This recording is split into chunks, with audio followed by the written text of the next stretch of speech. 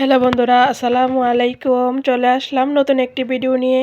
আজ আমি তৈরি করব গোলাপ জামুন মিষ্টি। এইখানে আমি 1.5 কাপ গরুর দুধ নিয়েছি, 1 spoon baking powder, half cup ময়দা, 2 টেবিল স্পুন ঘি।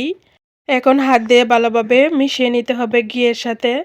এখন আমি এইখানে নিয়েছি জাল করা রুম টেম্পারেচারের লিকুইড দুধ। লিকুইডের দুধের সাথে আমি এইখানে ফুড কালার, পিঙ্ক কালার মিশিয়ে নিচ্ছি। এইখানে আমি লিকুইডটা হাফ কাপ দুধ পুরোটাই ঢেলে দিয়েছি। এখন আমি এখানে 2 কাপ চিনি, 2 কাপ পানি, 3টি এলাচ দিয়ে আমি শিরাটা করে নেব। বলক আসার পর আমি মিষ্টিগুলো ঢেলে দেব। এই তো এখানে আমি একে একে মিষ্টিগুলো বানিয়ে নিয়েছি। এখন তেলে ভেজে নেব।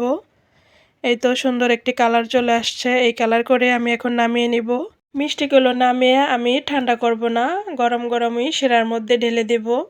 দিয়ে আমি ডেকে 5 মিনিট জাল করে নেব মিডিয়াম আঁচে। ঠান্ডা হয়ে যাওয়ার পর মিষ্টিগুলো আমি তুলে নেব। তুলে নিয়ে আমি গুঁড়ো দুধ আর নারকেল দিয়ে গড়িয়ে নেব। আপনারা চাইলে শিরার মধ্যে রেখেও মিষ্টিগুলো খেতে পারেন। তো আমার কাছে এইভাবে শুকনোটাই ভালো লাগে। ভিডিওটি ভালো লাগলে অবশ্যই সাপোর্ট করতে বলবেন না। আজ এইখানে বিদায় নেব। আল্লাহ হাফেজ।